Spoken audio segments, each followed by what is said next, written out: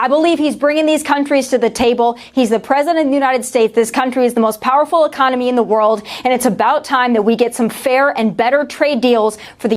A year ago, Tomi Lahren confidently said she'd eat crow if Trump's tariffs didn't prove successful within 6 months to a year. Well, that deadline is come and gone, and she never came back to answer for it. So let's go back to what Brian Tyler Cohen told Tomi Lahren at the time and find out who actually got it right. That's President Trump talking about a roller coaster week for the world's economy as he launched and then pulled back on tariffs.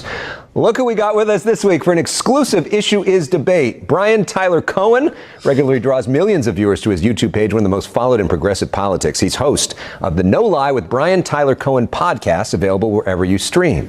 Fox News commentator Tomi Lahren is regularly viewed by millions of people on the right. She is host of Tomi Lahren is Fearless, which drops weekdays at 10 a.m. Pacific time on Outkick.com, Fox Nation, and various social channels. Our past shows with Brian and Tomi were among the highest rated and most viewed online shows we've ever done. It's been a few years since we've had them on together. We needed to cool down over that period. So we're excited to welcome both of you back to The Issue Is.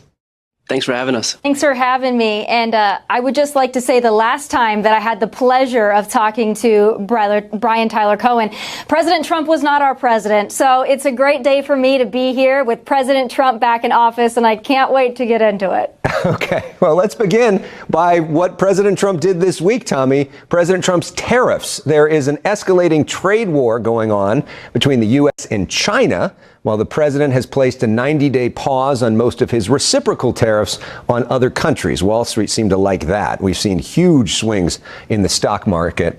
Tomi, what do you think of the president's trade policy? Listen, this is the art of the deal at its best, and I understand that there was some volatility on Wall Street, and that's understandable, and I don't ever want to downplay anybody's concerns when it comes to their finances, their 401k, their retirement. I completely understand the anxiety there, but what President Trump has said, and I believe, is this is less about Wall Street and more about Main Street, and what you're also seeing is this president in action. He's managed to, in a couple of days' time, isolate China from the rest of the world, put them in their place. He's got that 90-day pause. Other countries coming to the table, 70 plus, lining up to make deals with this president. So I'm incredibly happy to see this thing play out. I understand the anxiety. I trust the process. I trust this president. And I think that we're off to the races. Brian, do you trust this president? I don't think that I trust the president any more than most of the country trust the president on the economy right now. The reality is that this is an economic calamity that he has ushered in, and he's done it unilaterally and voluntarily. If we actually do descend into a full-blown recession, which most people, most economists are predicting that we will right now, it'll be the first time that it's done at the hands of an American president for, completely unforced as an error, a completely unforced error. The reality is that the stock market is tanking. All of our indexes are in correction territory. If a Democratic president did this, Tomi would be apoplectic at the ruin that has been ushered in. And the only time there was some momentary reprieve in the stock market is when Donald Trump himself caved on his own policy. And finally, Tomi, you had mentioned that we're isolating China on the world stage. There's reporting now that Japan and South Korea are negotiating trade deals with China to go around American tariffs. There's reporting that the EU is working with China to eliminate those tariffs for EVs. So I'm concerned that you're not familiar with which country, in fact, is actually being isolated on the world stage. It doesn't look like it's China. And great points from Brian. Brian Tyler Cohen also made some strong points about what Americans expected Donald Trump's economy to look like. Now we finally have the numbers, and they tell a very different story. Just 33% of Americans approve of Trump's handling of the economy, while 60% disapprove.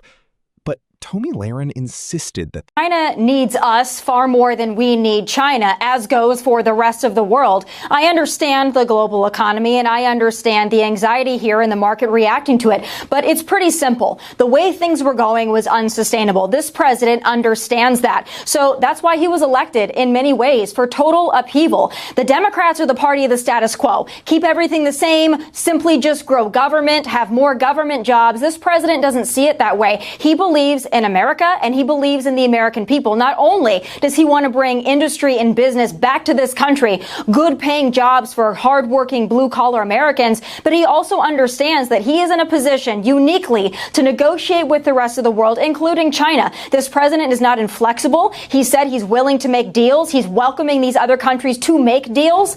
But I would say trust the American people, trust American industry, and understand that the way things have been going for the last 4+ years was not sustainable. Somebody had to do it. This president is willing to take the political risk to do it, and he believes in the process. He believes in the American people. He believes in the hardworking Americans that the Democrats would do well to understand they are hemorrhaging. Continue to go to bat for China and Wall Street. I think this president's fighting for the American people, and he's going to win big time because of it. Tomi, one of your great strengths is that you are connected to so many people in the middle of the country who are hardworking, blue-collar type people. A lot of them voted for Donald Trump because they expected prices to go down. Are you concerned that a lot of President Trump's base is now going to see their own prices go up and they can't afford that?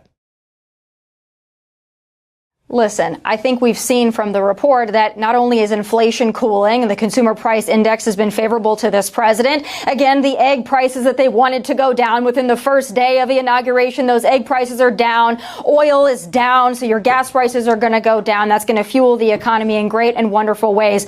I understand that anytime you make a dramatic transition, the markets are going to react to that. There is a nature of unpredictability. But I would say trust the process, trust this president. And you know what, Alex? If this doesn't work out in 6 months to a year, have us back on. I will eat crow. But for right now, I'm betting on the negotiator in chief. I believe he's bringing these countries to the table. He's the president of the United States. This country is the most powerful economy in the world. And it's about time that we get some fair and better trade deals for the United States and the American people. And that's what this president's doing. And Brian, I mean, Tomi talks about this, but policies like NAFTA, a lot of folks in the middle of the country felt really hurt them, really hurt manufacturing and did not help them, even though it made Wall Street richer. What about those folks? The reality is that if the economy is cratering, which Donald Trump is ushering right now, that's not going to help anybody. It's not going to help those folks in the middle of the country. It's not going to help the folks who are looking to reshore jobs back in the United States. The market is looking for one thing, and that is, first of all, stability and a good faith negotiating partner. Donald Trump has proven that he is neither one of those things, which, by the way, is why foreign countries are dumping American bonds right now. And so that shows that no one is willing to invest in the United States across the world because they see that there is no stability in this country. And we talk about our trading partners. We've shown nothing but hostility to our trading partners. We've shown nothing but hostility to Mexico, to Canada. And so are these people going to be more likely to invest in the United States, more likely to get into business with Donald Trump, or less likely? We like to think of ourselves as this global behemoth that's beyond the reach of all of these other foreign countries, but we live in a globalized economy right now. And the fact is that we're not going to be able to do a lot of what we rely on other countries to do right here in the United States. We rely on a global economy. And right now, Donald Trump is doing nothing but making it more difficult for us to be able to negotiate those deals. And if he's tanking the economy in the meantime, that's not going to help anybody, whether they're in the middle of the country or on the coast of the country, whether they're Democrats or Republicans. Tomi Lahren likes to describe Donald Trump as the nation's chief negotiator, but we've all seen how those negotiations have played out. Just look at the conflict involving Iran. It still hasn't been fully resolved, and many critics argue that the situation has been a major failure for Trump and his administration. The same concerns have carried over into the economy, where consumer confidence remains weak and prices continue to stay high. Back when Tomi Lahren made those predictions, she likely had no idea where gas prices would end up or how these economic challenges would unfold. The image that she and many MAGA commentators have built of Trump as a master dealmaker simply doesn't match the results that many people believe they've seen. Brian Tyler Cohen pointed this out during the debate, arguing that Trump's constant clashes with America's trading partners created uncertainty, and making changes just for the sake of making changes doesn't automatically produce better outcomes. The economy wasn't perfect under the Biden administration either, but Tomi Lahren confidently promised she'd come back and eat crow if she was wrong, and that still hasn't happened. We're all still waiting. If she ever does follow through, I'll definitely cover it here. Until then, let me know what you think. Who do you believe came out on top in this debate? Whose predictions turned out to be more accurate?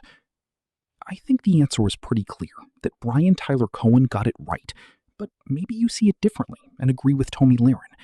Share your thoughts in the comments, and if you enjoyed this video, don't forget to like, subscribe, and I'll see you in the next one.